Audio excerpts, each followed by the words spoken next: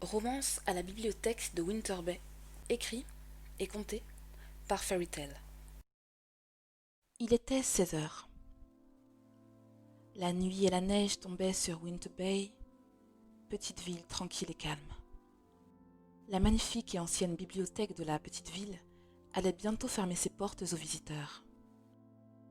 Visiteurs qui se faisaient plutôt rares d'ailleurs, préférant sans doute le bruit des cinémas et restaurants à la compagnie des livres. Franca, jeune auteur d'une trentaine d'années, s'en moquait pas mal. Visiteur ou non, elle exerçait le métier qu'elle avait toujours convoité, bibliothécaire. La jeune femme à l'apparence élégante regarda autour d'elle, embrassant du regard la grande bibliothèque rénovée et ouverte depuis le siècle dernier. Les tableaux et fresques décorant les murs, les larges escaliers de bois verni, les petites lampes posées sur les tables de bois et le majestueux plafond sculpté faisaient de l'endroit un lieu exceptionnel et unique. En elle-même, Franca se dit qu'elle était bien chanceuse de travailler dans un tel édifice. Et remettant de l'ordre dans ce royaume des livres, avant de le fermer pour la soirée, elle entreprit d'inspecter les rayons et de ranger les livres égarés dans les étagères auxquelles ils appartenaient. Poussant un chariot empli des livres que les utilisateurs de la bibliothèque avaient posés çà et là sur les tables et les étagères, Franca ajusta le col serré de son chemisier blanc et à l'aide d'un index repoussa une mèche de cheveux dépassant de son chignon bouffant et désordonné. Alors qu'elle reposait le roman Crane Village Enchanted Woods à sa place, Franca crut entendre un bruit de pas dans l'une des allées proches de la sienne. Étonnée, elle regarda sa montre dont l'écran indiquait 16h12. La bibliothèque fermait dans 18 minutes exactement. Mais qui venait donc à une heure si tardive? Alors qu'elle vaquait de nouveau à ses occupations, la jeune bibliothécaire aperçut un jeune homme flanqué d'un parka démodé et d'une grosse paire de lunettes carrées. Il se tenait debout et choisissait un album dans le rayon des bandes dessinées. Franca voulut ouvrir la bouche pour lui dire que la bibliothèque allait fermer incessamment sous peu, mais elle fut intriguée par le jeune homme, qu'elle trouvait très différent des garçons de son âge.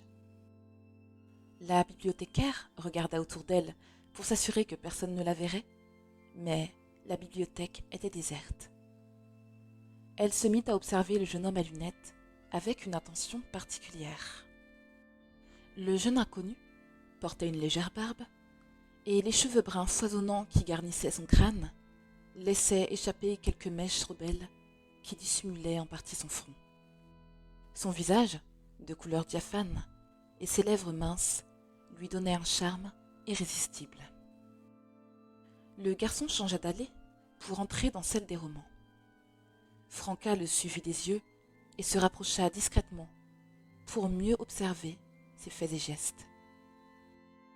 Lorsque l'inconnu saisit un roman d'amour, qu'il ouvrit et commença à lire avec un plaisir évident, la jeune femme retint un sourire attendri.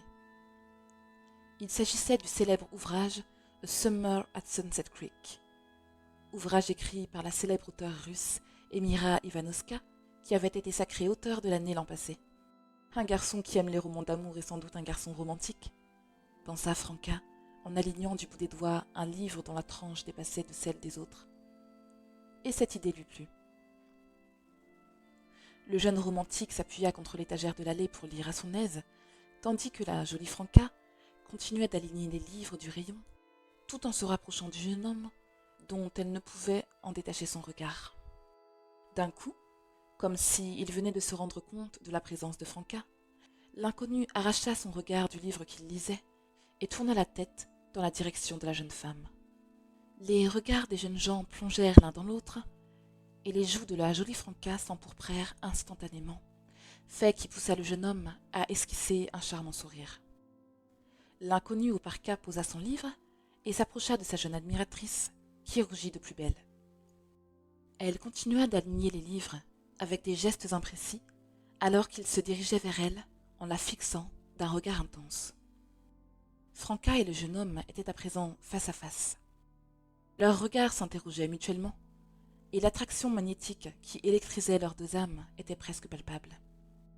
Franca, comme hypnotisée par la beauté simple du mystérieux jeune homme, se sentit malgré elle irrésistiblement attirée par ses lèvres fines et pâles. Elle, d'ordinaire si timide avec les individus du genre opposé, ne se reconnaissait plus. Les doigts des amants se nouèrent fiévreusement, et alors que leurs lèvres allaient s'effleurer avec une tendresse qui augmentait leur impatience, la jeune femme s'arrêta en plein élan, les yeux exorbités par la surprise. Paralysée par la souffrance et la sensation de vide qui emplissait son corps, comme si son âme était aspirée, la jeune femme resta debout dans les bras du jeune homme qui avait refermé son étreinte sur elle. Lorsque l'étreinte se relâcha, elle s'écroula au sol sans un souffle, succombant au bel inconnu. Les portes de la magnifique bibliothèque claquèrent en se refermant, laissant brièvement entrer un froid mortel et quelques flocons tourbillonnant entre les allées bien rangées. Les portes de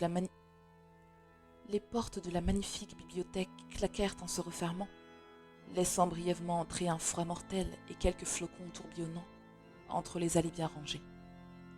Sur les trottoirs de l'une des rues de la calme et tranquille petite ville de Winter Bay, un jeune homme marchait seul, arborant un grand sourire satisfait. Alors qu'il passait sous un lampadaire, la lumière jaune se refléta sur son visage diaphane, laissant apparaître des canines aiguisées comme des couteaux et blanches comme de l'ivoire poli.